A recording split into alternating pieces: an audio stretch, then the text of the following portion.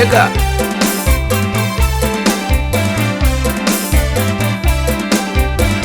Ega Alinjene Alinjene Alinjene Kamiya Ega Alinjene ya sabab Alinjene Alinjene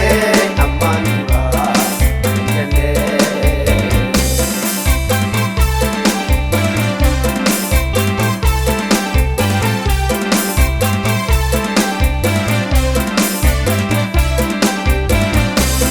Nuti naman tuine dinimmo numifne hinte nyumidamne Alinjene Ega aha Alinjene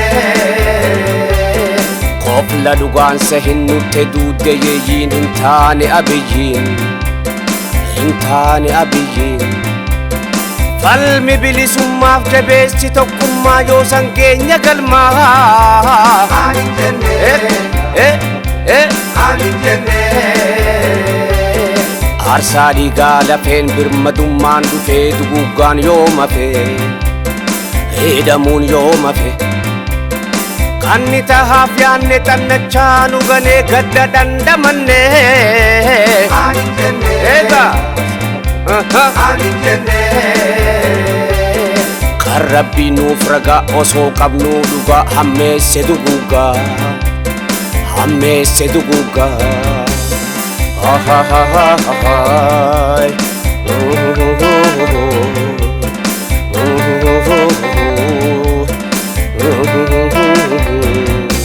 Alinjene Alinjene Alinjene Kamiya Alinjene ya sabab Alinjene Alinjene amanwa Alinjene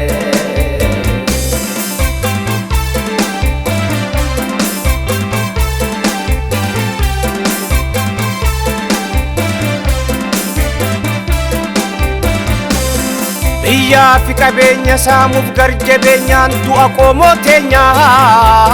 Alinjene Ega Alinjene Kan sabaan yakkamaa nutti roobse jirkaa kaaddan dhaabin takka Itti wareegamnee masaraa ol baafnee jiraachuu dadhabnee Alinjene Alinjene Qaamalli isaa saree qottee duudaan harree dur fi'amuu bare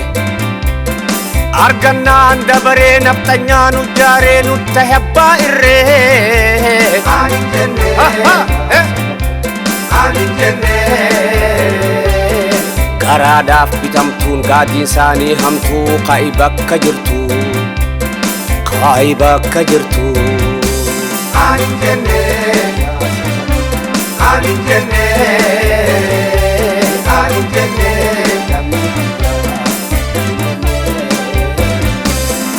Ergaan abbaa murraa kan fuudhe hadaraa ol seenaa masaraa Alinjene Alinjene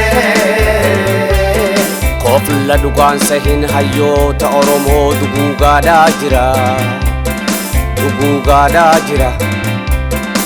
Itti fufi qabsoo bilisummaa hamma geenyu galmaa Alinjene Alinjene Qeeroon bahaaf dhiha kan kaabaa fi kibba jabeessi tokkummaa Qeeroon bilisummaa Qoflaaf ilkaan adiin qabsoo haqaa irratti shiraaf saaqe daandii Alinjene Ega Alinjene Qaabate gaa kunoo garayyuu ibiddi furmaata barbaadi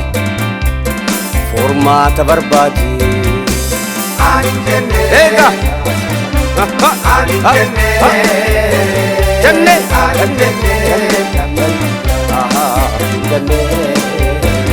Ega Alinjene Alinjene Ega Alinjene